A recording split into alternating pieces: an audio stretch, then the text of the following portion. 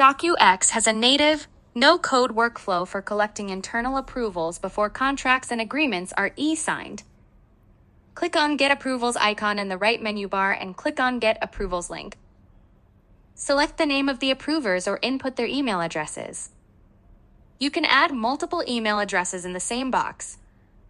Remember, this workflow is only for collection of internal approvals, and hence email of the DocuX users from your company only should be provided. At each approval level, you can select one or more approvers. You also have an option to select whether approval is required from anyone or everyone in case you have provided more than one email address in any box. Once the order is set, click on Save. You also have an option to add a message for all approvers. Your workflow is now set. Once you send a document for e-sign, this approval workflow will be triggered and only after all approvals are collected. E-signers will receive documents for signature.